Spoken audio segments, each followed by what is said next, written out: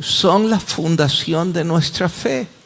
Eso significa que no podemos darnos el lujo de decir que no los conocemos.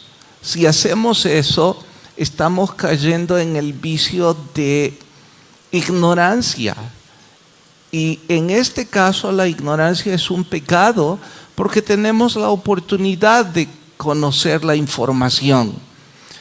De hecho, si ahora mismo yo tomara el tiempo para preguntarles a 5 o 6 de ustedes que me definan académicamente el bautismo y no saben hacerlo, entonces les preguntaría, ¿me dicen cuántos años tienen de estarse congregando?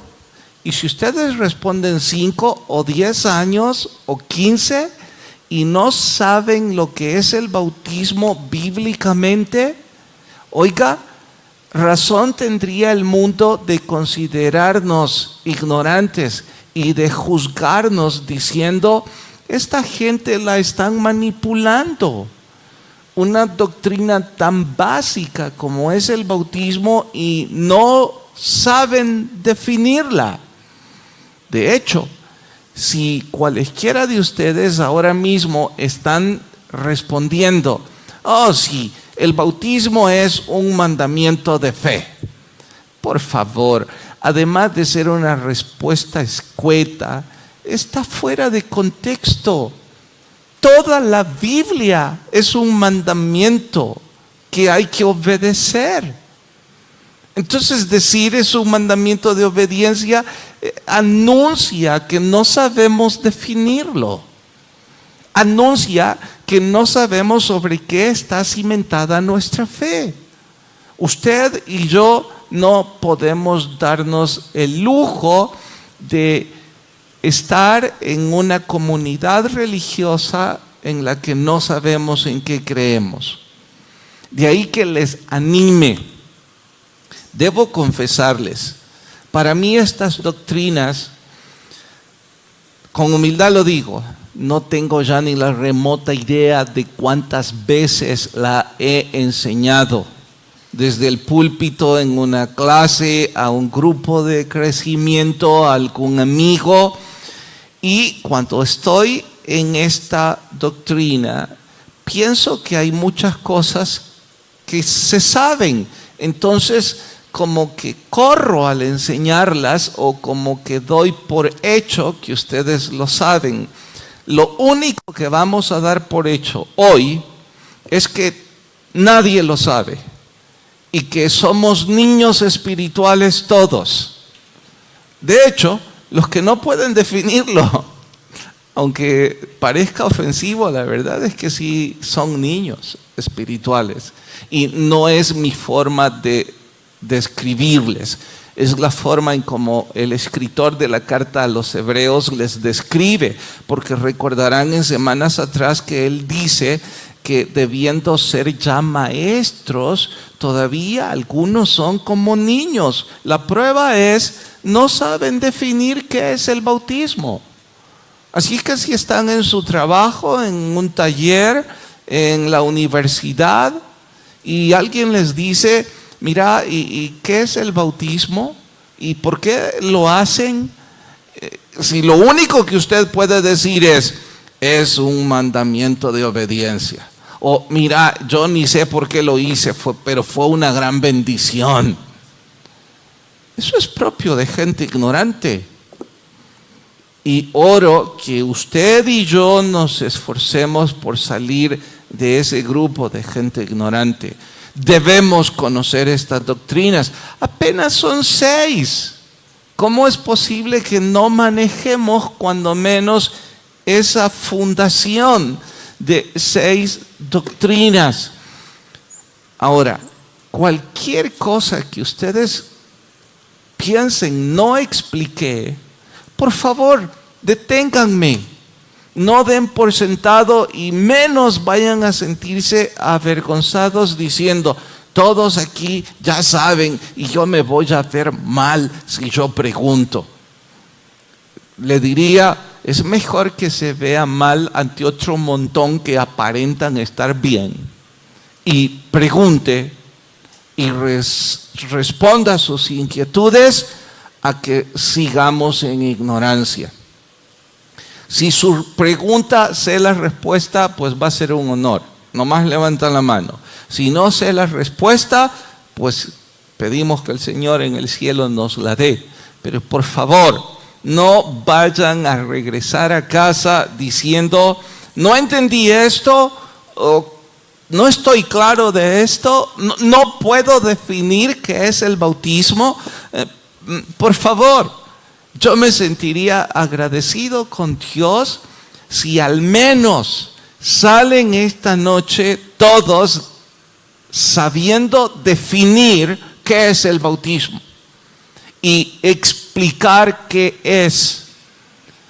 Luego, cada quien debe tomar la decisión si lo practica o no lo practica. Vayan por favor a la carta a los Hebreos, capítulo 6, que es el capítulo en que nos hemos detenido estudiando los rudimentos. Carta a los Hebreos, capítulo 6. ¿Listas sus Biblias? Vamos al versículo, empecemos desde el 1 para retomar la idea básica. Por tanto, dejando ya los rudimentos de la doctrina de Cristo, vamos adelante a la madurez. No echando otra vez el fundamento, arrepentimiento de obras muertas, lo vimos en media semana anterior. Fe en Dios, lo vimos el domingo. Y ahora el verso 2 dice de la doctrina de bautismos. Vamos a orar. Señor, por favor, te rogamos que tu gracia nos abrace. Dame, por favor, sabiduría para poder explicar esto. Que podamos vivirlo, apreciarlo, compartirlo. Gracias, Señor. En Cristo Jesús. Amén. ¿Notan algo peculiar en la doctrina número 3 de los rudimentos? ¿Hay algo que salga fuera de lo que parecería lógico? Nada. Todo les parece muy consecuente. ¿Sí? ¿Quién habló? Sí, hermano Pacheco. Exacto, está en plural. Eso significa, como pregunta, ¿hay varios bautismos? Sí, hay varios.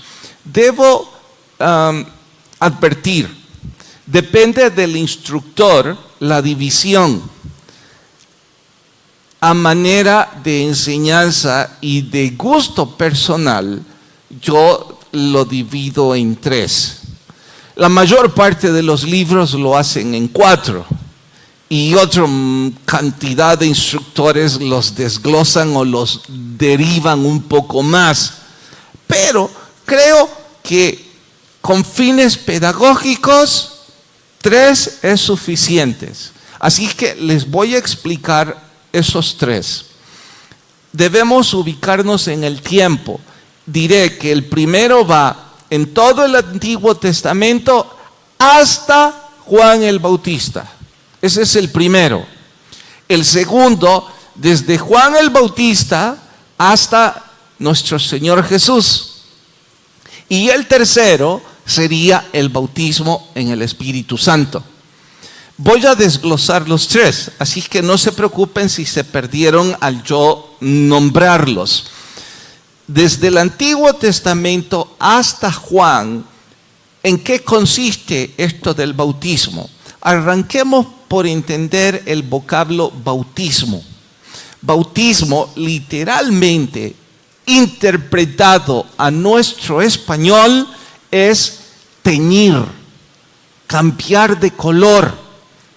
El término se ocupaba en la industria textil y sabemos que en el Medio Oriente esa industria en el comienzo, si no de la historia, sí de la historia bíblica registrada, la industria textil era apogeo en esa zona.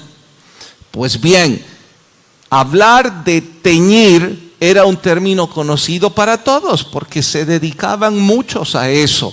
Es la figura tan simple como tomar una tela de cualquier color, sumergirla en agua y luego sacarla de otro color. Eso es bautismo, literalmente traducido. Reitero, ¿qué es bautismo como vocablo? Simple y sencillamente es teñir, cambiar de color, y es un término que se usaba puntualmente para el cambio de colores en las telas. Pregunto, ¿me he dado a entender en lo que significaba el término bautismo? ¿Sí, amén o no amén? Es punto de honor, ¿eh? ¿Por qué es punto de honor? Bueno, por lo que sigue. El bautismo es una especie de símbolo, de representación, y arrancó especialmente en la liturgia, en la religión hebrea.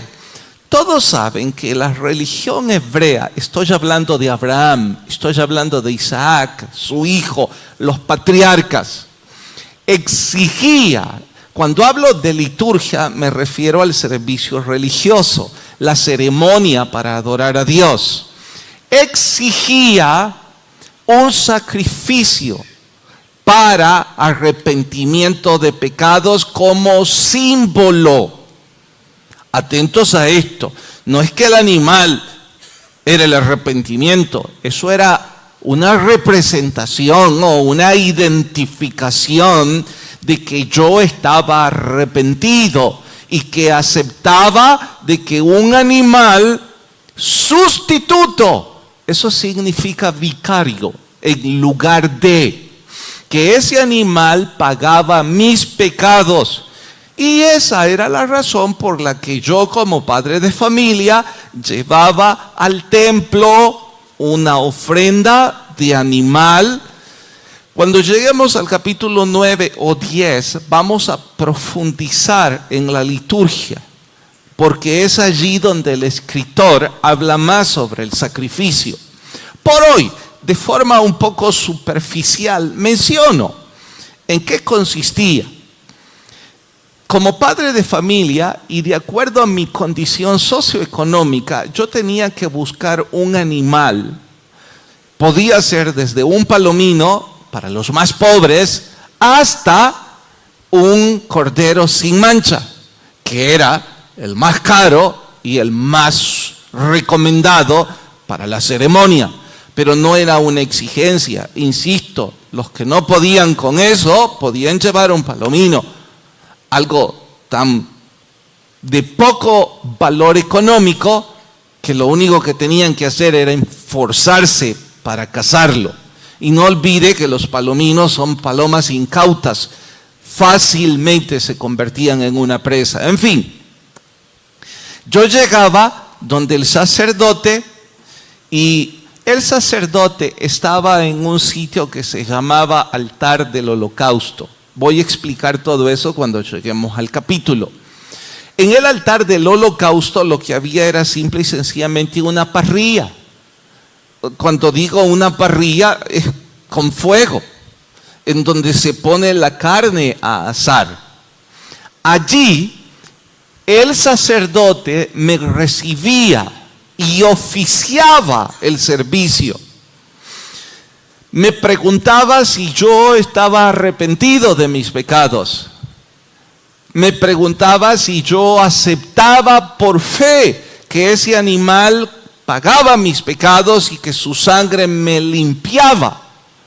Allí, después de yo decir sí a eso, entonces el sacerdote sacrificaba al animal, y la sangre de ese animal era rociada en el fuego y salpicaba la ropa y el cuerpo del que ofrecía el sacrificio y del sacerdote. ¿Estoy dándome a entender hasta aquí? ¿Sí? ¿Sí, amén? ¿Dónde se llevaba a cabo esto? En el altar del holocausto. Holocausto significa sacrificio. Ahora, ¿Qué era lo que se aceptaba o qué era lo que se simbolizaba en ese altar del holocausto? Lo acabo de decir, pero es punto de honor que lo recuerden. Alguien levante la mano y dígame. Lo que el sacerdote me preguntaba. ¿Quién habló? Hermano, de nuevo, ¿qué me preguntaba? Número 1, si estaba arrepentido. Y número 2, si yo aceptaba por fe que ese era un sacrificio vicario. Bien, ¿claros todos? ¿Hay algo que quieran relacionar hasta este punto con lo que han aprendido las semanas anteriores? Nada. ¿Saúl? La primera doctrina es arrepentimiento de obras muertas y la segunda, fe en Dios.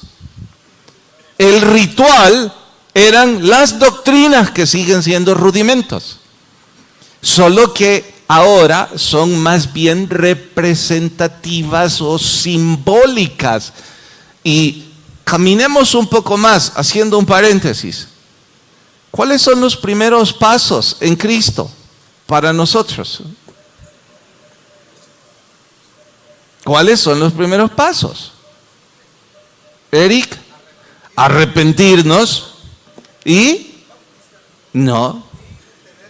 tener fe en Dios. Las primeras dos doctrinas que ya hemos estudiado. Mire, los que no las estudiaron y ahora están diciendo, ¿y de qué habla? Wow, les dije cuando comenzamos esto, es la fundación. No pueden darse el lujo de no manejar estas cosas. Quiera Dios que regresen y en Facebook bajen los estudios para los que no los siguieron. Los que sí los estudiaron conmigo, es como ir tomando el hilo e ir tras la secuencia. Bien, regresamos. ¿Qué pasaba con el sacerdote?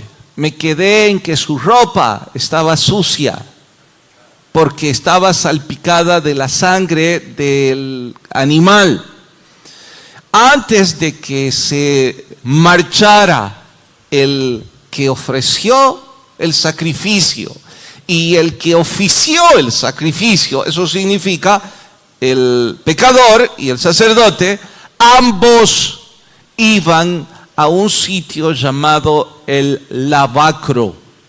Eso es un lavamanos, solo que por supuesto más grande. Y cuando vayamos al templo, capítulo 8, 9 o 10, qué sé yo, ahí se los voy a mostrar con algunas gráficas. El sacerdote y el que oficiaba el sacrificio llegaban hasta el lavacro, y tal como su nombre lo dice, es para lavarse. Allí hay agua. Entonces el sacerdote y el ofrendante tenían una ceremonia en donde se limpiaban, pero no era simple y sencillamente una ceremonia higiénica, era más bien una ceremonia que representaba no higiene física, sino espiritual. Esa agua estaba limpiando los pecados porque la sangre estaba siendo aceptada. ¿Recuerdan qué otra figura es esto de que la sangre estaba siendo aceptada? ¿No? ¿Qué otra ceremonia reciente alguien exigía sangre?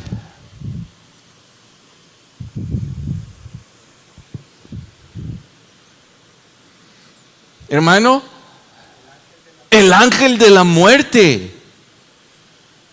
El de Egipto, él exigía la sangre de los primogénitos, pero cuando encontraba la sangre en los dinteles de las puertas, él se saciaba y aceptaba el sacrificio. Esto es parte de ese simbolismo, igual que el lavarse. El agua para nadie es nuevo, que ha sido siempre un ente purificador de limpieza, no solo física, en realidad, si nuestro cuerpo está sucio, nos bañamos. Nuestro cuerpo necesita hidratarse, hay que beber agua. Tiene tantas propiedades de limpieza y de purificación que ocuparlo en una ceremonia de limpieza y de purificación espiritual es lo más lógico, lo más cuerdo, lo más consecuente que alguien podría hacer. Así es que eso es el primer bautismo, el lavarse.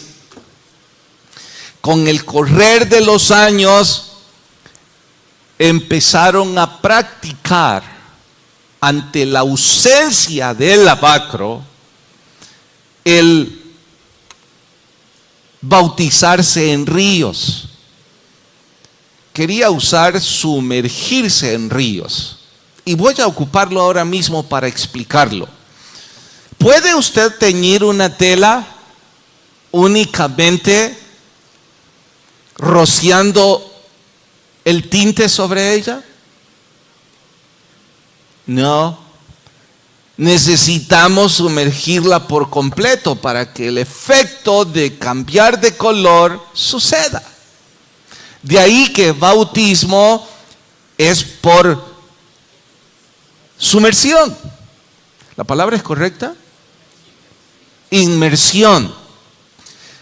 El bautismo debe ser sumergible en su totalidad, porque esa es la ceremonia. Una identificación, una representación de limpieza en donde yo, óigame, cuando me bautizo, yo ya me he arrepentido de mis pecados. Cuando me bautizo, y estoy hablando del Antiguo Testamento, yo ya he tenido fe en Dios. Ahora estoy mostrándolo públicamente que estoy arrepentido y que tengo fe en Dios. Me estoy identificando, estoy diciéndole al mundo, esta es mi fe. Y eso se llevó a cabo en el Antiguo Testamento por años y años. Cuando llegó Juan el Bautista, ¿recuerdan en qué consistía su profunda predicación? Arrepentíos, porque el reino de los cielos se ha acercado. ¿Qué era lo que hacía Juan el Bautista y en nombre de quién bautizaba? Exactamente igual que en el lavacro. Era una ceremonia en donde la gente estaba aceptando, identificándose públicamente que estaba arrepentida y que tenía fe en Dios. Eso es lo que Juan el Bautista hacía. Sé que los más acuciosos de ustedes están a punto de preguntarme, bueno, ¿y que acaso eso no se debía hacer en el templo? En la época de Juan el Bautista sí había un templo. ¿Por qué no el bautismo se oficiaba en el lavacro? Respóndanme ustedes, ¿por qué no? Hermano Renato, gríteme. No se podían sumergir. Había algo mucho mayor, porque igual lo de sumergir o no seguía siendo un símbolo. Había algo mucho mayor que eso.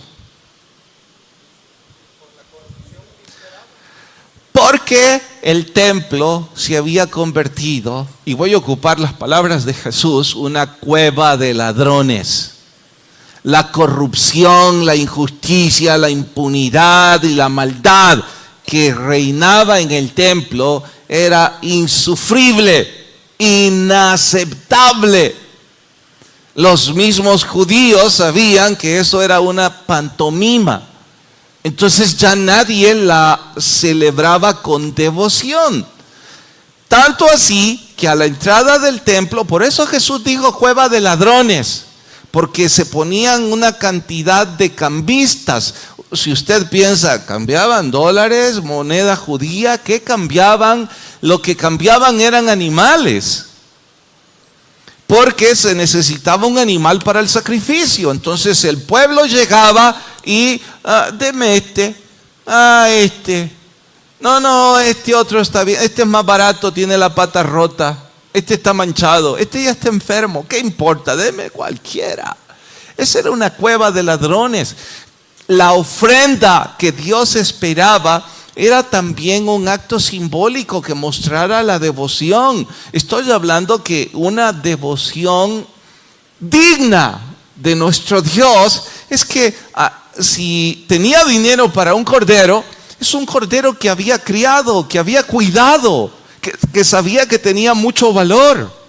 Y hablo de valor sentimental, no ir el domingo o cualquier día, deme lo que sea. Eso era una ofensa. Y por eso Jesús dijo cueva de ladrones. De allí que Juan el Bautista no iba a ser parte de esa corrupción y bautizaba fuera. Sé que ahora se preguntarán, pero ¿y por qué lo permitían? Los sacerdotes, ¿cómo se sentían con esto? Odiaban a Juan el Bautista. La luz de Cristo que emanaba a través del ministerio de Juan también dejaba en evidencia la corrupción y la suciedad del sacerdocio. ¿Y por qué le permitían? Porque el pueblo seguía a Juan el Bautista. No podían hacer nada en contra de él. Sumado, Juan el Bautista bautizaba, valga la redundancia, fuera de la ciudad. Bien, esto es el bautismo del Antiguo Testamento. Por eso dije, desde los patriarcas hasta Juan el Bautista. Pregunto, ¿me he dado a entender hasta aquí? ¿Sí amén o no amén? ¿Hay alguien que tenga alguna inquietud? Buen momento para intentar resolverla. Nada. Todos están muy, pero muy claros. Bien. Ahora podemos ir al segundo. Por cierto, como un paréntesis, los instructores en los libros que refieren que son 4 bautismos, lo que hacen es segmentar Antiguo Testamento y ponen el de Juan el Bautista como distinto al del Antiguo. Para mi gusto es lo mismo. El pueblo creía que Juan el Bautista era la resurrección de Elías. De ahí que se volvía prácticamente intocable porque el pueblo lo protegía por su reputación espiritual. Pero en fin, sabemos que nuestro Señor llegó hasta Juan y le dijo que le bautizara. Juan dijo, no, yo no soy digno ni siquiera de desatar la correa de tu calzado. ¿Cómo voy a hacer eso? Jesús insistió y de forma enérgica dijo, es necesario. Y Juan el Bautista ofició la ceremonia con nuestro Señor. Bien, ¿en qué consiste el bautismo de nuestro Señor Jesucristo? Que sería el segundo. Vayan a Romanos capítulo 6. Romanos capítulo 6.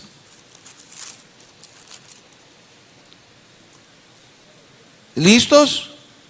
Vamos al versículo 3. ¿O no sabéis, lo encontraron todos?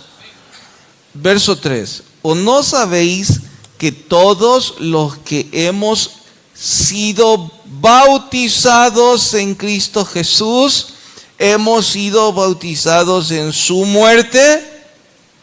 Porque somos sepultados juntamente con Él para muerte por el bautismo, a fin de que como Cristo resucitó de los muertos por la gloria del Padre, así también nosotros andemos en vida nueva. Antes de definir el bautismo de Jesús, voy a insistir. El bautismo del Antiguo Testamento era una identificación pública. ¿Con qué?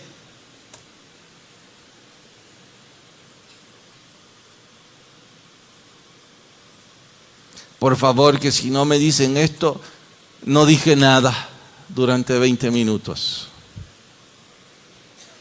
Hermano Samuel, ¿Era una identificación con qué? No, el de Juan y el Antiguo Testamento. Con el arrepentimiento de pecados y la fe en Dios. Repito, ¿qué era toda esta ceremonia? Una identificación pública de mi arrepentimiento y de mi fe. Pastor, ¿por qué está insistiendo con identificación? ¿Qué es identificación? ¿Qué significa DUI? Documento único de identidad. ¿Y qué es lo que dice el documento único de identidad? Alguien levanta la mano y dígame qué dice, hermano.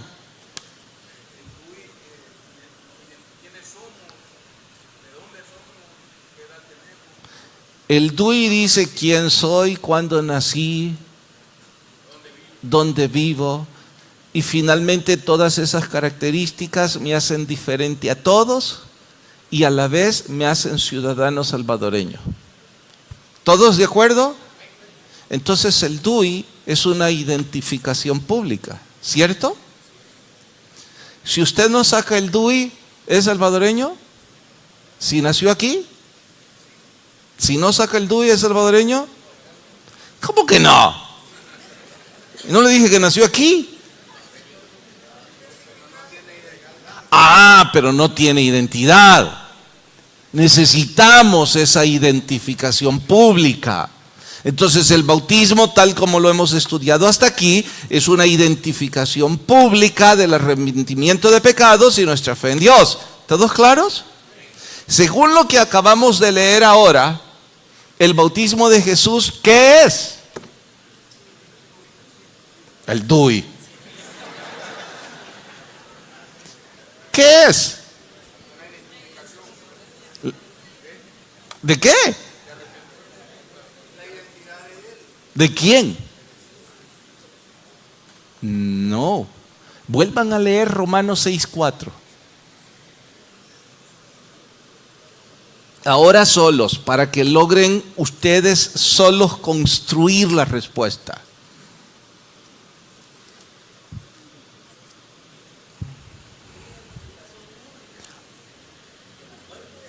Ay, esa es la identificación bíblica y académica.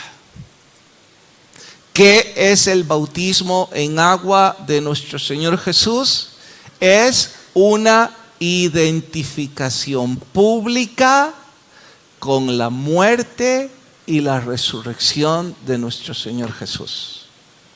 Cuando nosotros nos bautizamos, estamos diciendo de forma pública que estamos arrepentidos de nuestros pecados y que tenemos fe ¿en qué?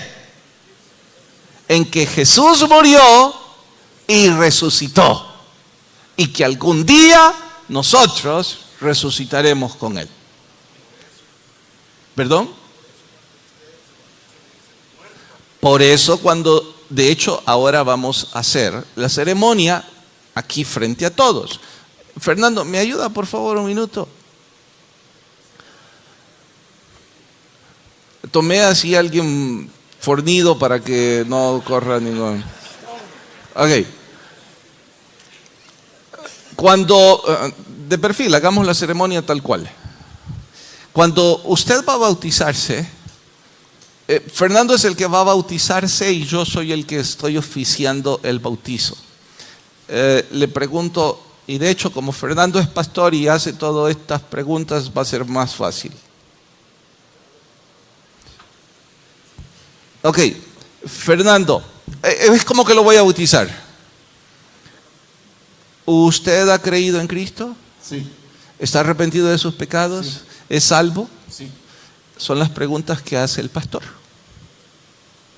Es como que yo le hubiera preguntado, ¿está viviendo la primera doctrina? Arrepentimiento de obras muertas. O como que yo le hubiera preguntado de la fe en Jesús. Es exactamente igual. Y como él dice sí a todo eso, bueno, entonces ahora va el tercer paso. ahora Fernando, usted va a morir con Cristo y va a resucitar. Y vamos a hacer una ceremonia pública de que Él está aceptando todo eso.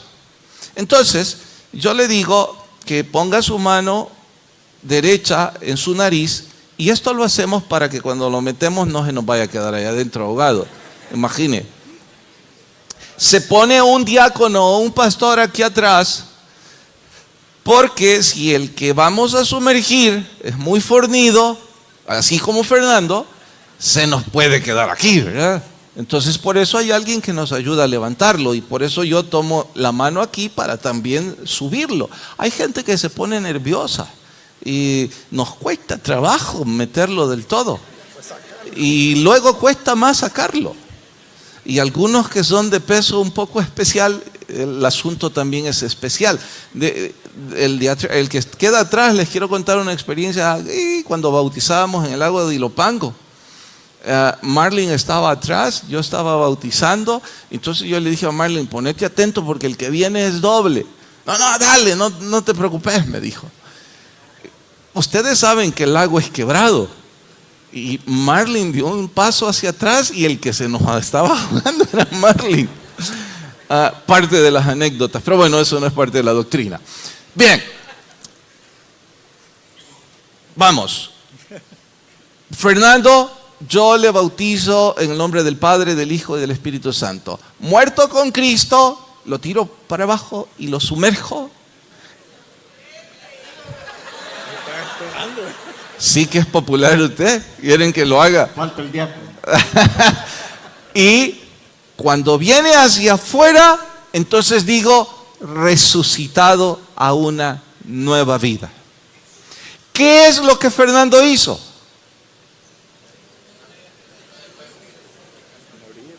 Levante la mano a alguien. ¿Qué hizo Fernando, hermano Oscar? No. La vieja vida ya la había dejado cuando se arrepintió y cuando recibió a Cristo. ¿Qué hizo? Se identificó públicamente con lo que usted dijo, en la muerte de Cristo y en su resurrección. Gracias, Fernando. Ya se iba el solito sin que le dijéramos. ¿Me he dado a entender? ¿Pueden definir ahora qué es el bautismo en agua? ¿Sí, amén o no amén? En voz alta todos. Es una identificación pública con Cristo en su muerte y en su resurrección. Romanos capítulo 6, verso 4. Ese es el bautismo en agua en el nombre de nuestro Señor Jesús. Bien. ¿Preguntas hasta aquí? ¿No? Entonces puedo preguntar yo. Oh, sí, ¿dónde? Aquí, hermano. Puede volverse a bautizar. Depende por qué y para qué quiere hacerlo. ¿Por qué quiere volverse a bautizar?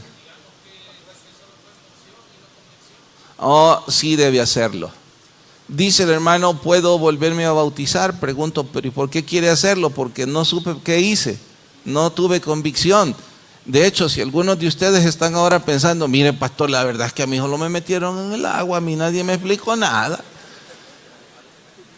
Si ustedes piensan ahora, vuélvame a bautizar a ver si quizás por eso es que sigo en pecado. No, ¿qué va? Sigue por desobediente. Creo que si no conoció bien la doctrina por culpa suya o por culpa del pastor, no es necesario que se vuelva a bautizar. Ahora, si usted se bautizó en ignorancia total y piensa que ni siquiera sabe por qué lo hizo, lo mejor es que lo haga. Porque ahora la ceremonia sí va a tener sentido, va a tener devoción, la pasión que debe tener. Anoche me preguntaron, mire, ¿y qué tiene que ver esto con el bautismo que me hicieron cuando niño? Yo estoy lejos de querer hablar en contra de otra religión. Sin embargo, como muchos de nosotros fuimos bautizados cuando niños, este es el punto. La Iglesia Católica bautiza para perdón del pecado original. Ellos creen que de niños venimos con el pecado original, lo cual es cierto, y que al bautizarnos ese pecado original es borrado. El problema es que yo pregunto, ¿nos borraron el pecado original? Al nomás verlos puedo decir que no.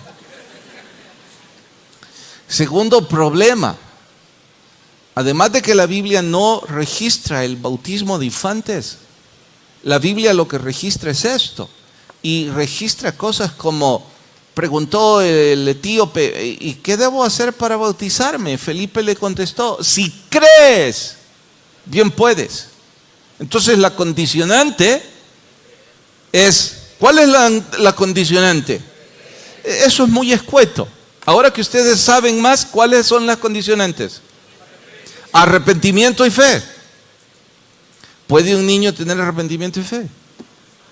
No. De hecho, yo tengo la foto de cuando me bautizaron de pequeñito. Sí, mucho tiempo. Pero ¿saben qué es lo más curioso de esa foto?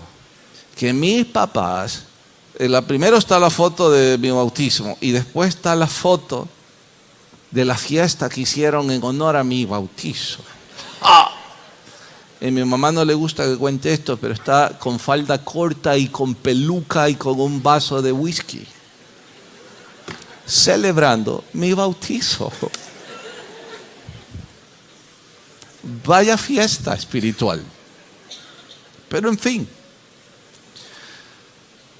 si usted está diciendo ahora, mire, no, yo fui en otra iglesia evangélica, pero igual nunca entendí nada y nunca lo hice por convicción. Bueno, es entre usted y Dios. La verdad, esto es una identificación pública con Cristo respecto a mi arrepentimiento y respecto a mi fe. ¿Me he dado a entender? Listo. ¿Habrá alguna otra pregunta? Sí, hermano. Formas de bautizo. La que ya conocemos se llama inmersión. Algunos dicen que hay otras formas especiales que no están en la Biblia, pero son especiales. ¿Como cuál? Alguien de la iglesia escuchó esto por radio, pidió con la familia que fuéramos a orar y a bautizarlo porque estaba muy enfermo. El pastor que enviamos me llamó y me dijo, mira, si yo bautizo a este hombre en la pila se me va a morir, me dijo. Porque si ya está muriendo, está agonizando, me dijo. Me van a demandar. ¿Y qué hago? Me dijo. Entonces yo le dije, mira, algunos libros, pastores con experiencia recomiendan la sábana. ¿Cuál es la sábana? Mete una sábana en el agua, hace la ceremonia y después la tira sobre ese hombre. No sin antes explicarle todo lo que significa el bautismo. Ya le expliqué, si este sabe más que yo, me dijo. Pero él dice que no quiere morirse sin estar bautizado. Bueno, dale. Yo creo que esa sería la única otra, que tampoco es bíblica, como tampoco es bíblica la de aspersión o chorrito. La única bíblica es esta. Entonces, ¿por qué dar más riendas al asunto? Creo que deberíamos amarrar esa pregunta con esta otra, que es todavía más importante. ¿Salva el bautismo? ¿Están seguros que el bautismo no salva? ¿Y entonces para qué se bautizan?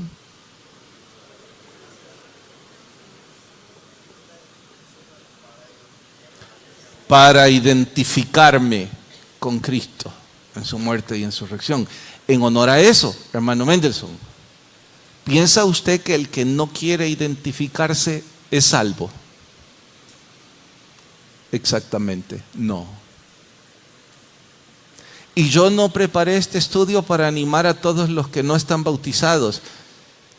Quiero equivocarme, pero se lo digo de forma tajante.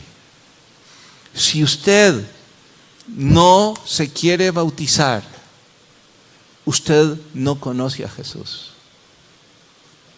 Y no estoy diciendo que el bautismo le salva. Estoy diciendo que a usted le da vergüenza a Jesús. Y dice Jesús que los que me nieguen delante de los hombres, yo los negaré delante de mi Padre. Es Él el que está diciendo. Usted no se quiere identificar públicamente porque ni está arrepentido ni tiene fe en Jesucristo. Porque todos los que estamos arrepentidos y tenemos fe en Jesús, les pregunto, ¿acaso no consideramos un honor grande gritar nuestra fe de forma pública?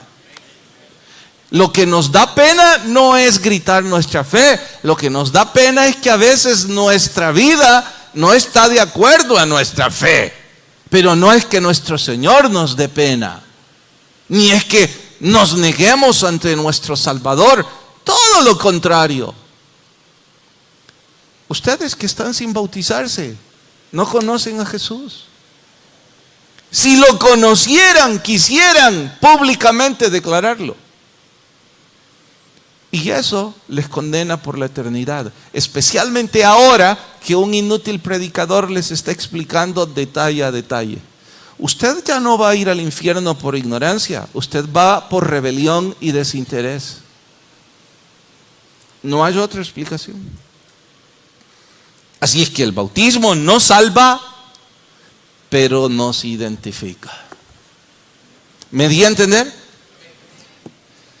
¿Qué edad tengo que hacerlo? Porque ahí los ingratos ya me pusieron luz roja. Cuando ya se cree. ¿Qué edad es esa? Mis hijos mayores lo hicieron a los 8 años. Yo diría que hoy, como los niños vienen corregidos y aumentados, a los 3 ya saben el bien y el mal. ¿Cuándo deben bautizarse? Cuando saben discernir el bien y el mal y que pueden creer y que pueden arrepentirse. Esa es la edad correcta. ¿En qué nombre? En el nombre de la Trinidad. Oh, pero pastor, yo conozco unos por ahí que solo en nombre de Jesús. Lo que están intentando es hacer sectas y pelear por cada cosa que les da la gana. Que yo creo no ameritan, dediquemos minutos para eso. El tercer bautismo es el bautismo del Espíritu Santo. ¿Qué pasó? Hay una pregunta. Adelante, hermano. ¿Quiénes pueden? Qué bueno, gracias por preguntarme algo tan importante. Cuando ya se es parte de una iglesia, los únicos que deben bautizar son los que han sido ordenados para eso. Pero esa es una ordenanza de una iglesia. Y en nuestra iglesia, por un orden y disciplina, los ordenados para bautizar solo son los pastores. Y en algunas condiciones, a veces los diáconos. Pero, ¿dice eso la Biblia? No. La Biblia no estipula que solo pastores y diáconos. Diría yo con esto que aquellos siervos que han estado en misiones y en lugares inhóspitos donde no hay un pastor y donde llaman a su pastor, mire, aquí hay una congregación como de 15 que están listos para bautizarse y usted no me ordenó, me mandó para aquí, ¿y hoy qué hago? Bautícelos. Si la Biblia no dice que no.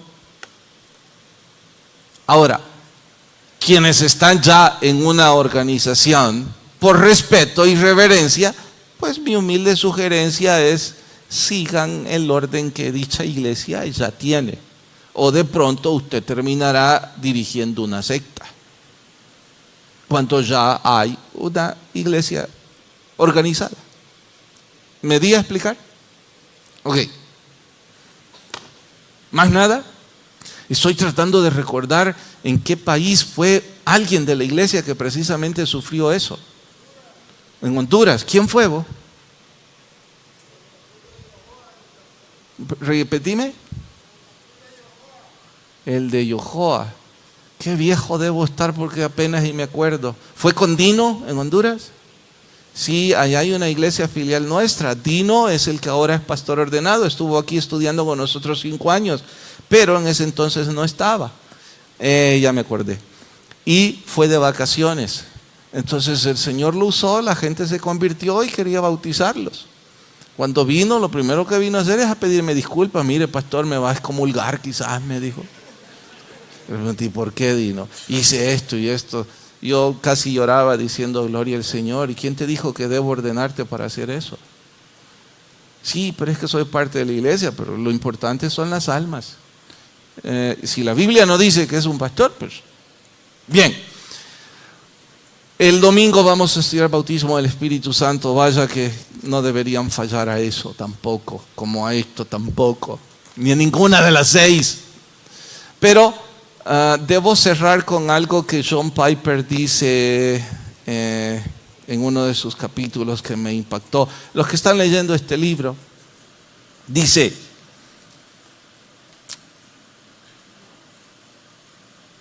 me reprocho por mi frívolo estilo de vida, porque mi vida no tiene significado.